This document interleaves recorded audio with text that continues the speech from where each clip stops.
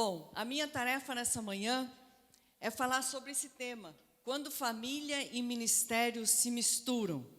Será que se mistura? Como é que é a experiência de vocês? Mistura? É notório, né, que as famílias pastorais estão inseridas em distintos contextos em que o pai, a mãe, os filhos se envolvem em tantos eventos, em tantas atividades da igreja, de uma forma contínua e muito engajada. Muito engajada. Muitas vezes os filhos de pastores, nós que temos filhos sabemos muito bem disso, são convocados a assumir tarefas desde a mais tenra idade, né? Para substituir lacunas de pessoas que faltam ou que não estão lá para nos apoiar no ministério. A gente vai introduzindo os nossos filhos. Eles vão lá na escola bíblica dominical, vão ajudar no louvor. Os nossos filhos, a gente alternava o microfone e a mamadeira, né? Então, de repente, vai alternando o microfone e a mamadeira, de repente dá o microfone. E eles já vão pegando o microfone. E já vão também entrando nos ministérios, que o microfone na mão também. E esse envolvimento é movido tantas vezes, em grande parte, pela vocação ministerial dos pais, que doam as suas vidas de uma forma comprometida e abnegada ao reino de Deus. E os filhos entram ali junto no pacote. A essa conjuntura familiar, onde os pais juntam seus filhos, a esposa do pastor também entra no pacote. Muitas vezes o contratado é o marido, na grande maioria das vezes, mas a esposa entra no pacote. E os filhos também. E a essa conjuntura familiar soma-se ainda a grande expectativa e as exigências que estão presentes nas instituições eclesiásticas, nas denominações mais variadas. E os membros da igreja vêm com uma série de demandas imprevisíveis o tempo inteiro, de toda ordem, a toda hora, em qualquer lugar, e sem muitos filtros, e muitas vezes com poucas fronteiras, e às vezes nenhuma fronteira. E nessa relação, família e ministério vão se misturando. Parece que é uma coisa só, 24 horas por dia. E dessa forma, passa a ser tão comum, às vezes, essa mistura, que ela vai se naturalizando, como se estar no ministério pastoral é isso mesmo, é todo esse envolvimento o tempo inteiro, é o tempo inteiro estar disponível para as pessoas, como se isso fosse próprio do ministério pastoral, e a gente cai nessa armadilha e acha que é natural assim, é assim que tem que ser. Pior ainda quando nós somos instruídos no início da nossa carreira ministerial, que é assim mesmo. Você vai entrar nessa, é assim mesmo. É a abnegação 24 horas por dia. O cuidado de si só perpassa por este olhar. Entrega total, aceitar as demandas. Esse é o cuidado que você deve ser. Não desfalecer, não negar, estar sempre disponível. Este é o cuidado de si, muitas vezes entendido equivocadamente. E assim vai se enfatizando essa mistura como algo normalizado, naturalizado. E muitas vezes a gente acaba justificando também de uma forma que a gente acolhe isso como sinônimo de vocação ministerial, de entrega ao reino de Deus. Então, tem algumas pessoas dentro da igreja, dentro do corpo de Cristo, que são talhadas para isso, como se elas fossem pessoas de uma estirpe, né, de uma raça especial, que tem uma condição para aceitar isso. Elas estão acima dos demais. Elas têm uma força, uma energia, uma unção especial para viver assim, entregues por 24 horas do dia, 7 dias da semana, 365 dias do ano. E aí vai se perdendo. Como disse certa vez uma esposa de pastor, que desabafou dizendo: por um tempo nós trabalhamos 24 horas por dia, 7 dias por semana, e fomos nos perdendo dentro de casa. Como é que faz uma igreja em que a família pastoral, os membros dentro de casa estão perdidos uns dos outros? O que nós podemos sofrer pelo caminho quando nós estamos perdidos uns dos outros? Isso é um perigo para as famílias pastorais. Enquanto batalham para salvar as pessoas de outras famílias, as pessoas da própria família vão se perdendo em sua saúde e em suas relações mais significativas. E, de repente, não existe mais marido e mulher. Não existe mais. Apenas existe o pastor e a pastora, o pastor e a esposa do pastor, apenas isso. Não existe mais marido e mulher. E isso 24 horas por dia. A gente vai se desconectando. E em relação aos filhos dos pastores, muitas vezes é depositado tanto em cima deles, né, aquela velha história que todos nós já sabemos, né, que muitas vezes o filho do pastor, a filha do pastor são confundidos como pastorzinhos da igreja. Por mais que a gente já ouviu esse discurso, a gente às vezes cai nessa cilada sem perceber. E acaba exigindo também dos nossos filhos muito além do que eles deveriam estar disponibilizados. E quando se percebe esse emaranhado, essa mistura entre a família e o ministério, é importante que nós consigamos perceber que é necessário estabelecer fronteiras. E é necessário estabelecer proteções também. No entanto, como se faz isso? Como se minimiza essa mistura entre família e o ministério pastoral? Como promover proteções adequadas para que se promova uma melhor saúde relacional? E a gente lança essa pergunta: como proteger? Como proteger?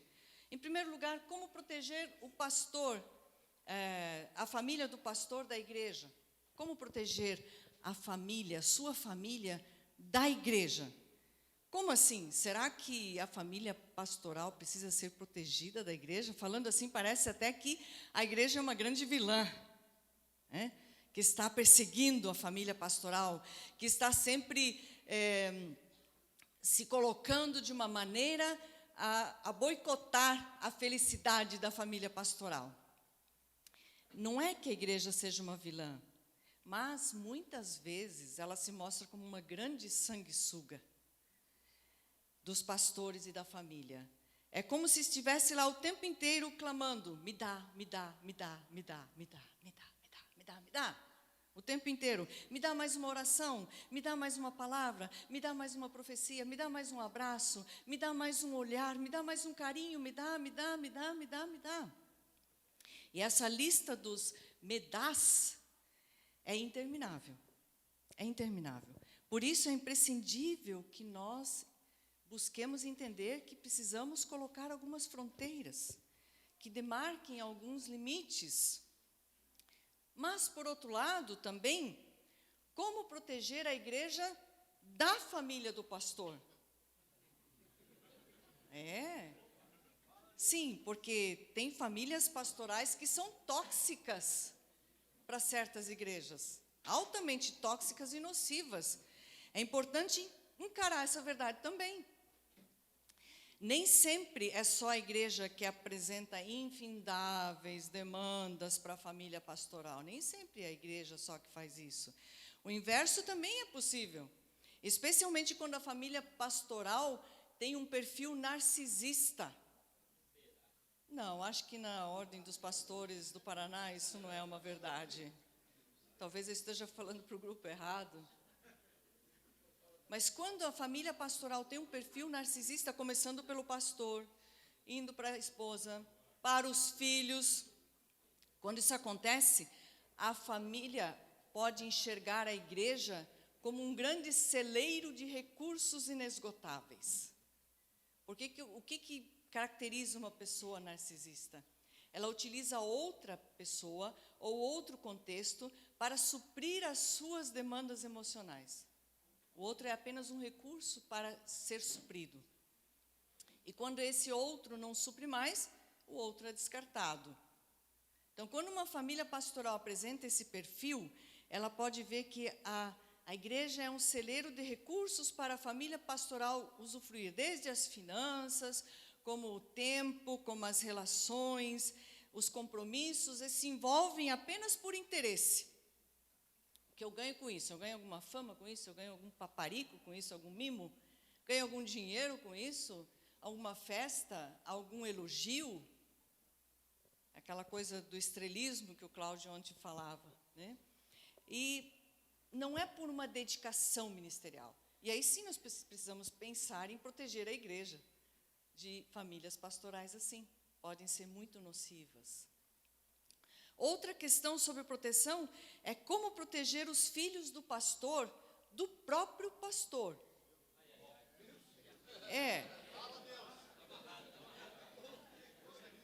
Como assim? Ele não é um homem santo de Deus lá na igreja? O Spurgeon já dizia que Deus nos proteja daqueles que são anjos na rua, santos nas igrejas e demônios em casa. Pesado essa, né? Pesado. Às vezes os filhos sofrem nas mãos do pai pastor, que exige demasiadamente deles. Muitas vezes aquela irrepreensibilidade que está descrita lá nas Escrituras, que é exigida do pastor, do presbítero, já é exigida desde o berço pelo próprio pastor dos seus filhos. Como se tivesse que, desde o berço, ter comportamentos, expressões e emoções maduras. Requerem que tenham tanta estabilidade emocional e maturidade espiritual como um adulto, porque senão o filho envergonha o ministério do pai. E a gente vai machucando a alma dos nossos filhos, vai maltratando a alma dos nossos filhos no caminho do seu desenvolvimento. Essa é uma carga muito pesada e pode causar descompensações psíquicas severas ao longo do desenvolvimento dos nossos filhos. Isso pode acontecer em qualquer família e não é diferente dentro da família pastoral. E ainda tem esse diferencial justamente dessa irrepreensibilidade, que muitas vezes é infalibilidade. A Bíblia fala em irrepreensibilidade, não infalibilidade. Mas às vezes nós aceitamos uma demanda de infalibilidade. E queremos assim também que seja com os nossos filhos. E por outro lado, ainda é importante lançar um olhar sobre o casal pastoral. Hoje de noite vou falar mais especificamente sobre o casal pastoral, mas aqui é importante também fazer essa pergunta: como proteger a esposa do pastor do próprio pastor? Que é isso, né? Aí. Será que precisa? As irmãs estão aqui hoje. Vocês trouxeram elas, né? Será que precisa proteger a esposa do pastor do pastor? Às vezes o marido pastor não consegue ter um olhar diferenciado de que a mulher que está ao seu lado é a esposa dele. Ela é a esposa, é a parceira. Nesse caso, é preciso lembrar que ela não é uma mera ovelha VIP entre as outras ovelhas da sua igreja. Não. Ela é a esposa, é a companheira, aquela que vai olhar no fundo do seu olho e vai entrar na sua alma, como disse ontem meu marido, né? Como é que anda o encontro das pupilas aí? Quando que vocês permitiram uma pupila entrar na pupila do outro, sem cobranças, apenas buscando conexão, vínculo? Não, a esposa do pastor não é uma ovelha VIP entre as outras ovelhas. Ela é a esposa, é a companheira, seja dentro do ministério ou fora do ministério. Esse é um lugar muito específico. Mas calma lá, gente, também como é possível... proteger, ficou um pouco baixinho aqui, né? Como proteger o pastor da esposa do pastor.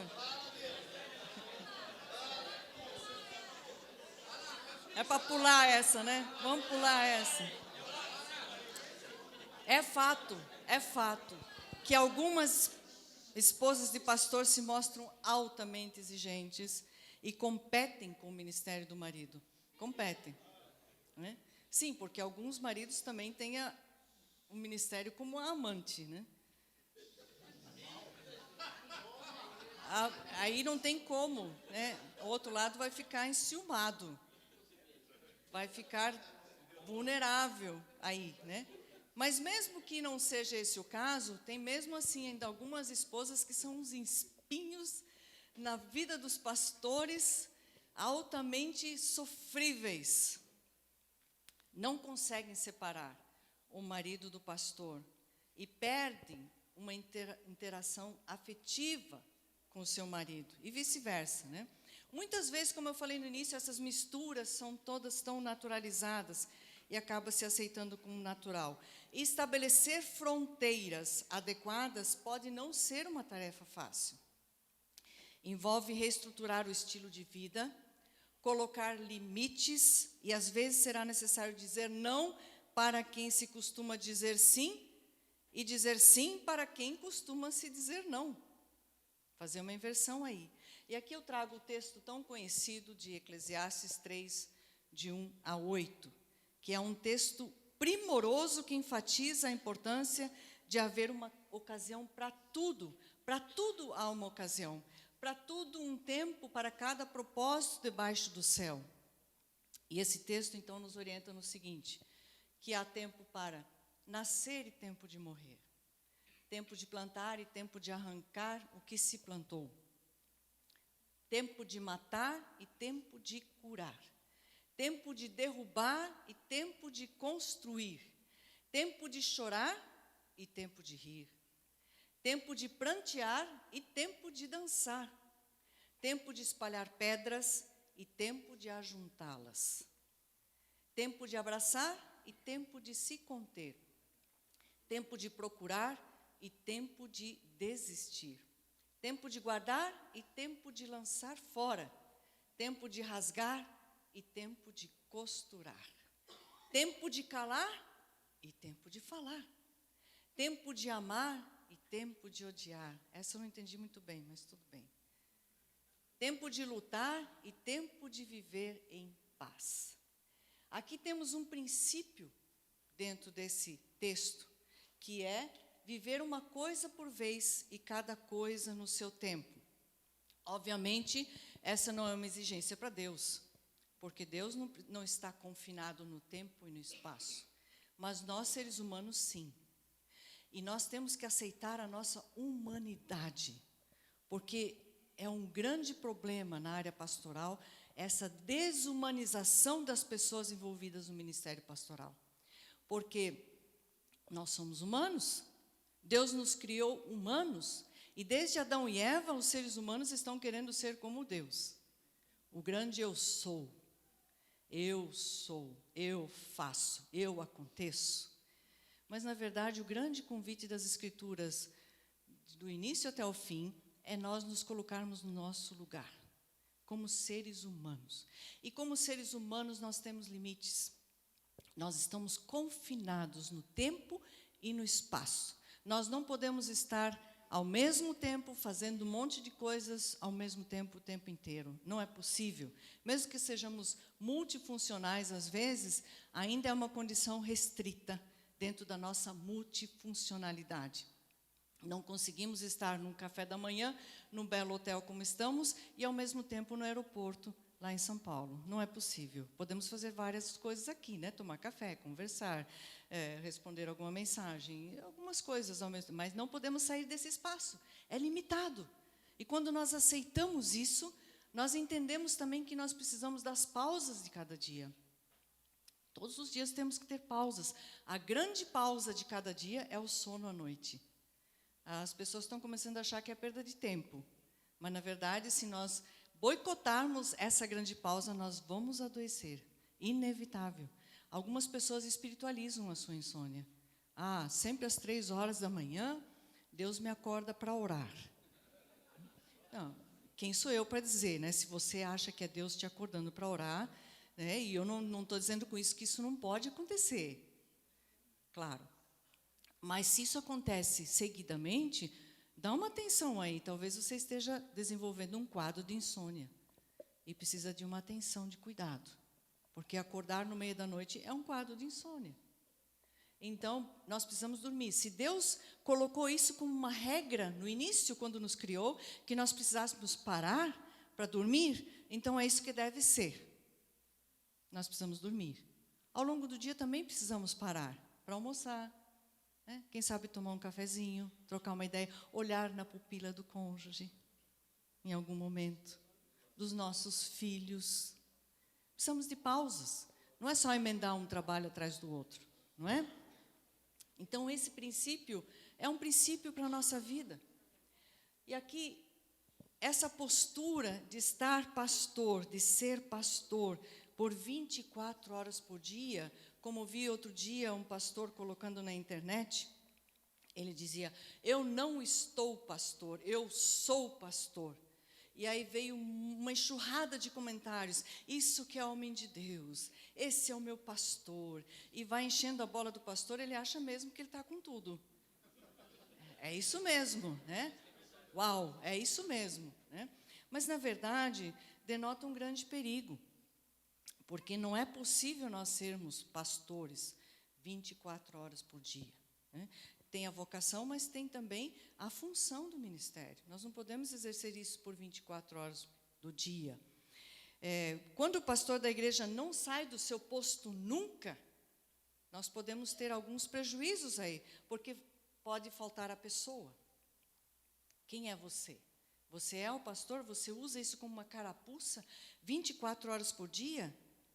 Porque pastor, além de vocação, também é um título, é uma função. Não é tudo que uma pessoa é o tempo inteiro. Ainda tem outros papéis a se assumir. E nós precisamos nos desvestir desse papel pastoral para nós nos enxergarmos em algum momento. Quando nós vamos diante de Deus, nós vamos como pessoa, como qualquer pessoa. Como um ser humano falível. Um ser humano que tem uma interioridade a ser nutrida. E quando nós não olhamos para esse espelho, que é o espelho da alma, nós podemos nos perder. O espelho da alma não é aquele espelho que mostra o tamanho do cabelo, mas é aquele espelho que mostra a intensidade da alma. Como nós estamos por dentro. Como o Cláudio ontem tão bem falou, os nossos apetites, as nossas inclinações, para onde que está indo o nosso coração? Ele precisa ser freado muitas vezes na ótica de Deus, ser cuidado por Deus, em situações de silêncio, onde nós podemos nos ver como Deus nos vê. Como é que nós vamos saber como Deus nos vê? Só quando nós nos colocarmos diante dele com essa genuinidade, essa transparência. E ele pode nos mostrar, então, é assim que você está, é aqui que você precisa mudar. Essa identidade que nós temos, nós precisamos relacioná-la não só pelo que nós realizamos e pelos cargos que nós temos, mas pela nossa essência. Ser um discípulo de Cristo não tem tanto a ver com os meus títulos, com os cargos, com as minhas funções pastorais. Tem a ver com a minha essência diante de Deus. E viver realmente essa essência diante de Deus. Então, não é possível viver 24 horas por dia, porque faltará a pessoa. Também poderá faltar pai e mãe. Se nós somos 24 horas por dia pastores, né, vai faltar pai e mãe. Os filhos da família pastoral precisam de pai e mãe, tanto como qualquer outra família. Aquela família que você aconselha lá na igreja, né, que você identifica que está faltando pai, está faltando mãe, lá na sua casa talvez também esteja faltando. E se você não se colocar nesse lugar, Não é Deus que vai se colocar nesse lugar. Muitas pessoas envolvidas no ministério têm a falsa impressão de que fazem meio que um acordo com Deus. Nós cuidamos da igreja e Deus cuida da nossa família. É quase como um acordo celestial, assim, selado e fechado nas alturas celestiais.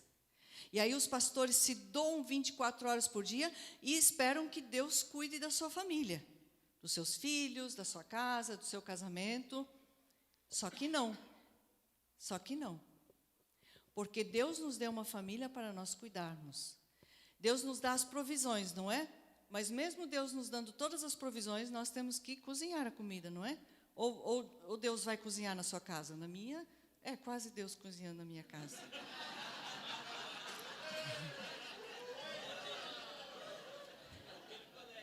Sou muito abençoada, né? Não, Deus nos dá as nossas condições. Deus nos coloca dentro de situações e contextos e relacionamentos dos quais nós somos responsáveis para cuidar. Mas eu não quero que você saia leve desse encontro, desse fim de semana. Aliás, pesado. Eu quero que saia leve, não pesado. Leve. Porque quando nós olhamos para tudo isso, é isso que vai nos trazer leveza para a vida. É isso que vai nos deixar mais leves. Quando está nas Escrituras dizendo cuide de si, não é para ser um fardo. É para ser algo bom. Para dizer assim, que coisa linda que Deus deixou para mim, que eu posso cuidar de mim. Porque muitas vezes nós estamos tão frustrados, porque o jeito que o outro me cuida, eu não gosto. Eu estou sempre achando que o outro me cuida pouco demais, ou errado, do jeito que eu não gosto. Então assume as rédeas e se cuide. Se cuide. Aquele curso que você quer fazer, que o outro não deixa. Vá fazer o curso. Não posso fazer academia, porque isso, porque aquilo. Porque eu não tenho um momento devocional, porque sempre os outros que não me cuidam do jeito que eu deveria ser cuidado. A Bíblia diz, cuide você de si mesmo. É uma orientação que me deixa leve. Ok, então tá. Eu posso cuidar de mim, não vou mais ficar frustrado porque o outro me cuida mal. Isso não quer dizer que nós não devemos também elaborar um cuidado mútuo, né? Porque o cuidado também deve ser feito em reciprocidade. Nós estamos nas relações e uns cuidam dos outros. As Escrituras falam isso, né? Amai-vos uns aos outros, submetei-vos uns aos outros, servi-vos uns aos outros. E tudo isso como Cristo. A medida é essa. Nada menos que isso, né? Mas também, se nós formos pastores 24 horas por dia, faltará marido ou esposa. Qualquer esposa casada precisa de uma parceria de vida. E qualquer marido casado também precisa de uma parceria de vida. Isso é indispensável para pessoas casadas. Quando nós entramos num casamento, tem uma palestra sobre os movimentos para um casamento saudável. Sem os movimentos não tem um casamento saudável. A gente quer tudo assim mágico, né? A gente diz o sim no altar e a gente acha que tudo isso dali para frente vai ser mágico. Só que não, né? Claro que vocês sabem disso. Então, muitas vezes, a igreja exige tanto do pastor que ele não consegue dispensar tempo para nutrir o seu casamento. E, com o passar do tempo, o seu casamento pode se desfazer. E, então, a igreja pode não mais querer o pastor. E parece um paradoxo. Por um lado, a igreja quer o pastor disponível por 24 horas por dia. Sim, a igreja quer. Nenhuma profissão no mundo exige 24 horas por dia, mas a igreja gostaria que o seu pastor estivesse disponível. Mas tem toda uma discussão. Mas pastoreio não é profissão. Podíamos fazer várias rodas de conversa sobre isso também, que talvez não seja uma profissão como é visto no mundo secular, mas não deixa de ser um trabalho também. O que você vai ensinar o seu filho que você faz na vida? Que você não trabalha, é isso? Não, a gente trabalha. Tem os proventos financeiros desse espaço. Então, também é um trabalho. É uma vocação? É, indiscutível. Mas também é um tipo de trabalho. Então, a igreja, por um lado, quer essa disponibilidade 24 horas por dia. E quer ter a família, ao mesmo tempo que quer que o pastor esteja 24 horas por dia nessa função, quer ter também um retrato irretocável da família pastoral. como se as duas coisas fossem possíveis.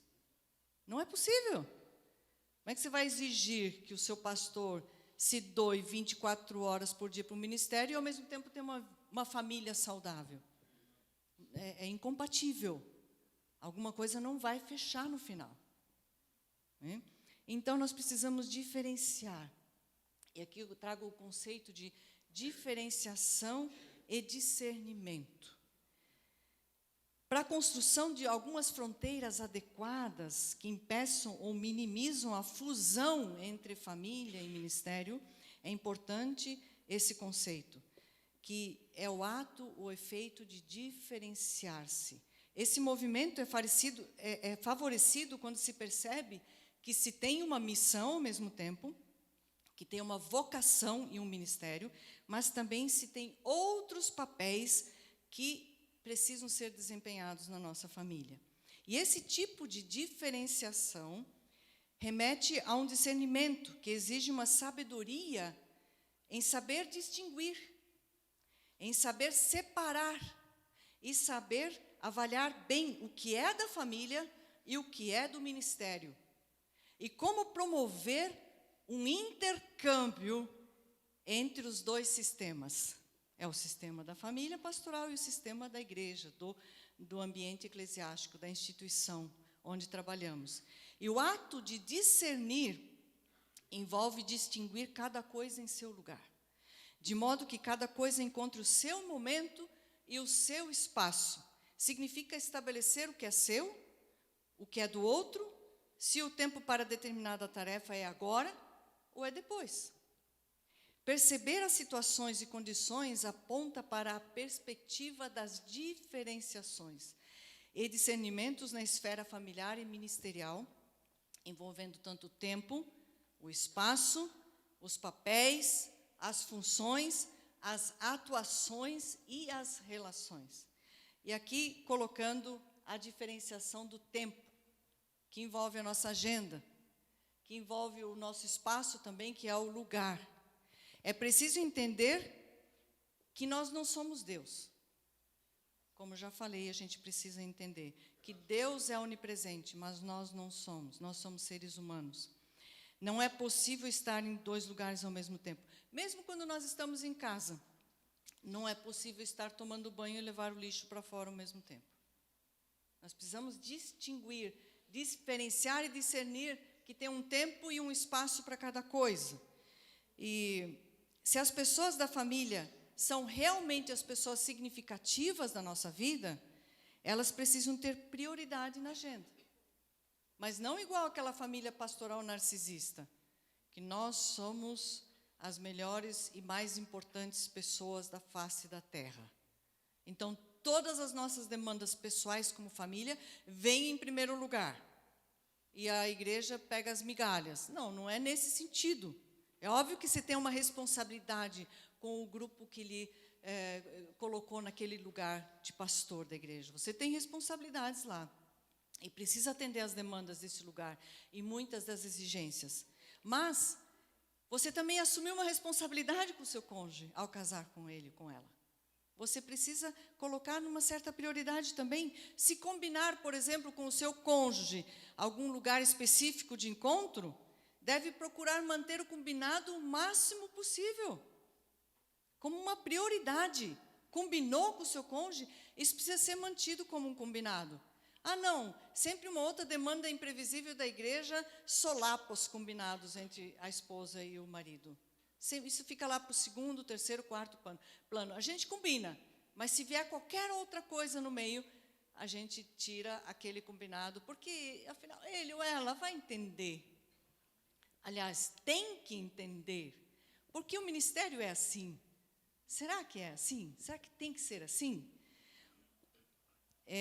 Obviamente que tem imprevistos na nossa vida, claro que tem imprevistos, mas já perceberam que certos imprevistos sempre acontecem com as mesmas pessoas? E que com outros os imprevistos, eles raramente acontecem. É porque as pessoas que têm muitos imprevistos acontecendo o tempo inteiro, isso denota que há uma abertura para que eles cheguem.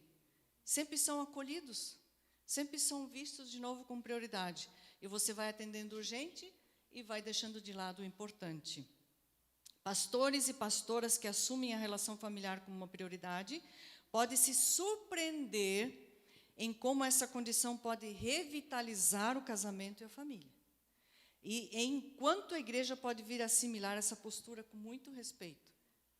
Na grande maioria das vezes, a igreja, ao invés de ficar enciumada com isso, eles acham isso maravilhoso, em ver que também o pastor cuida da sua família, e acha importante, e consegue se identificar com esse pastor, porque ele é humano, e também sabe colocar como prioridade o seu casamento, a sua família, e aí, sim, você, de repente, é alguém para ser imitado nessa área. Quando você mostra o contrário, você está ensinando um outro padrão, de que a família sempre é segundo, terceiro, quarto, quinto plano, né? Também a diferenciação dos papéis, que é essa posição. Não se pode grudar num papel 24 horas por dia, não é possível.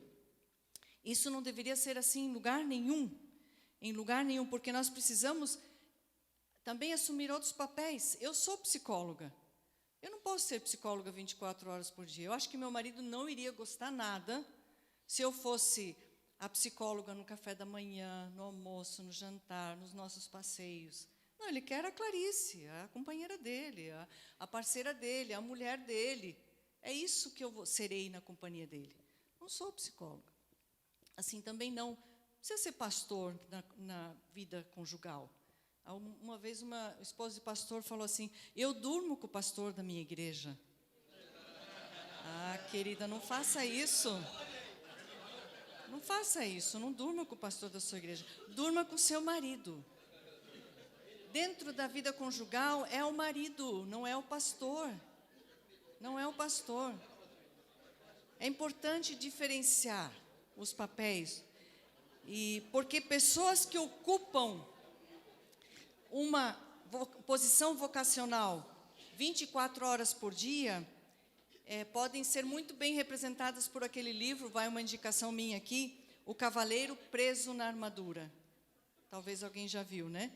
Nesse conto do Robert Fisher, ele vai contando que um cavaleiro preso na sua armadura está sempre pronto para guerrear, porque ele é um guerreiro, e ele está pronto com a sua armadura, sempre para a guerra. Imagina um guerreiro 24 horas por dia pronto para a guerra, preso na sua armadura. Ele vai se distanciando da família e dos amigos, mostrando apenas, ele só se mostra nessa armadura reluzente e imponente.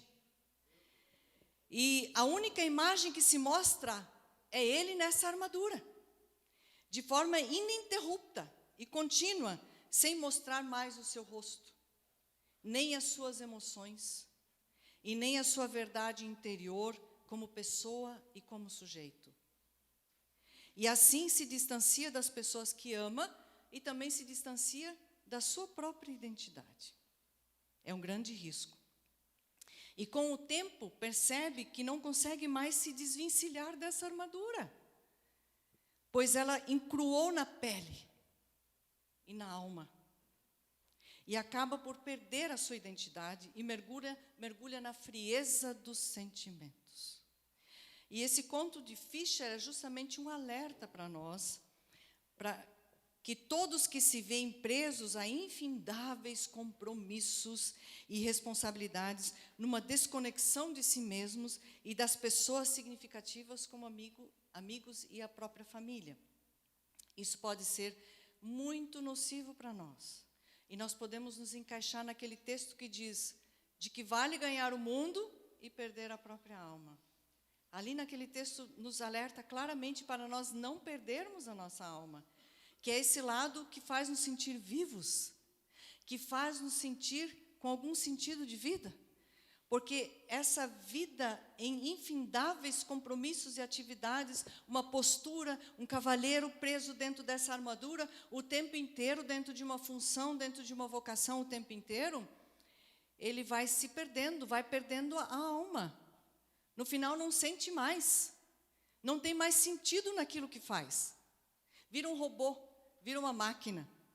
E ora roboticamente, prega roboticamente, visita as pessoas roboticamente, faz tudo meio maquinado. e se desumanizou. E as Escrituras nos levam para esse cuidado. Cuide de si, cuide dos seus, cuide da sua doutrina e não trabalhe tanto ao ponto de perder a sua alma. Não se desgaste tanto ao ponto de não sentir mais que está vivo. Esse é o cuidado. Tantos pastores adoecidos emocionalmente, que tem a ver com tudo isso. Pastores que suicidam-se, não estão necessariamente perdidos de Deus, da fé, mas é que se perderam pelo caminho. Não se sentem mais conectados com nada. Ficaram tão insensíveis que viraram esse cavaleiro, com essa armadura, o tempo inteiro, está cruado, não tem mais rosto, não tem mais alma, não tem mais nada. Mas amam a Deus, são fiéis a Deus e querem ser servos de Deus, mas estão num estado deplorável emocionalmente falando e, obviamente, espiritualmente também. Também das funções, precisamos discernir as funções, né? Não é possível nós estarmos em funções o tempo inteiro. Nós precisamos ter cooperação. A gestão da cooperação é atributo de uma excelente liderança. Aí teria todo um congresso para fazer sobre isso, né? O melhor líder não é aquele que faz tudo o tempo todo, que se envolve desde a limpeza do banheiro, a promoção da comida de um evento, e das pregações e a da coordenação das equipes. Quando a gente faz, às vezes, na igreja, as pessoas não têm ideia de que preparar uma pregação, uma palestra, um sermão, leva muito mais horas do que preparar um bolo, por exemplo. Nada contra preparar bolo, e muito bem-vindos bolos, e essa forma de servir ao Senhor, trazendo comidas para os nossos eventos, são muito bem-vindos, é lindo, é um serviço santo também. Mas por que quem traz a palavra não pode ser liberado de levar o bolo? Porque a gente acha assim, essa pessoa só quer falar, ela só quer aparecer, mas fazer, trabalhar de verdade não quer. Porque aí todo mundo que está servindo a mesa é que está trabalhando. Quem está no palco, quem está ministrando não está trabalhando, porque não é visto como trabalho. Mas dá muito mais trabalho. Quem sabe num próximo evento pode distribuir melhor as tarefas, né? Quem traz a palavra talvez possa ser liberado de levar comida. Isso precisa ser ensinado, precisa ser promovido, para que fique mais leve, justamente ficar mais leve. Também as diferenciações das relações, das vinculações. Não é possível ser o melhor amigo de todo mundo, não é possível, não dá. Não podemos ser amigos de todo mundo, né? Nós pode haver casos em que alguns membros da igreja criem a expectativa de que o pastor tem que ser o melhor amigo deles. A gente lembra do nosso ministério, algumas pessoas se acham no direito e na expectativa de querer ser os amigos dos pastores. Então, no seu dia de folga, ninguém entra, mas eu posso, porque eu sou seu amigo. Eu posso ligar para o pastor, porque afinal eu sou amigo, sou especial. Eu posso até ir nas férias com o pastor. Né? A gente faz uma caravana. Não, os demais membros não, mas nós que somos amigos podemos. E aí tem alguns assim na igreja e você vai atendendo essas demandas. E como administrar isso? Nem sempre é fácil, mas nós precisamos aprender a administrar isso, né? Tem, por exemplo, pastores que não sabem tirar férias sem levar um membro a tiracolo. Não sabem. E tem a ver com esses cavaleiros que estão sempre com uma armadura. Porque eles não sabem ficar relaxados com a família. Nem sabem mais fazer isso. Então, levando um membro, é mais uma condição que ele se coloca para que ele possa se manter nesse papel também durante as férias. Ele está lá ministrando, discipulando, orando. Ele não consegue tirar essa carcaça para ser só pessoa, ser só pai, ser só marido, ou esposa, ou mãe. Ser só isso nas férias. É quase impossível estar ali. Diferenciar e discernir é fazer distinção, separação. Levando-se em conta essa ou aquela particularidade. É importante isso.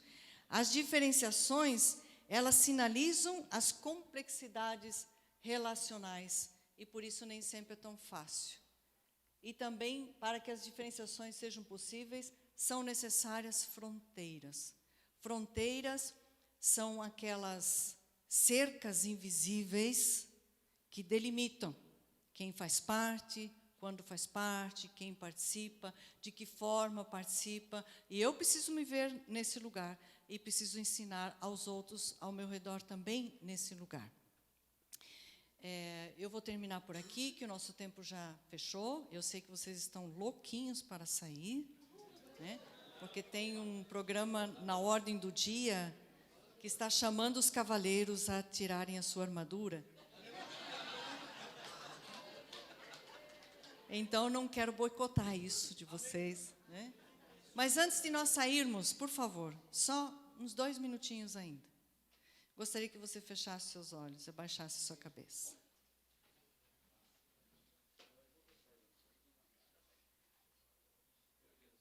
Como você percebe o seu contexto? As fronteiras em seu contexto? Como anda essa mistura entre o seu contexto ministerial e o seu contexto familiar? Como está essa mistura? Está tudo misturado, emaranhado, ou tem alguma distinção? Tem alguma coisa que pode melhorar? Tem alguma coisa que precisa urgentemente melhorar? Avalie um pouquinho. Eu tenho certeza que vocês não vão conseguir levar tudo o que foi falado nessa manhã. Nem é possível. Mas pense um pouquinho. Qual é uma palavra, uma frase do que foi dito aqui que tocou em você? Diz assim: aqui eu tenho alguma coisa para olhar mais de perto. Fixe-se nisso. Consegue resumir numa frase o que falou o teu coração nessa manhã? E que você vai voltar para casa e vai trabalhar nisso. Ou resumir numa palavra? Ore. Coloque-se diante de Deus e posicione-se diante de Deus com isso que tocou o seu coração.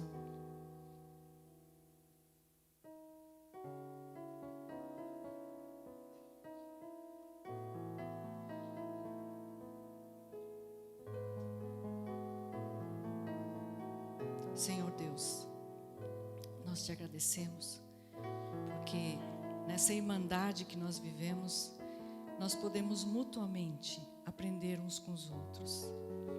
E nesta manhã o Senhor tocou em algum ponto da nossa vida.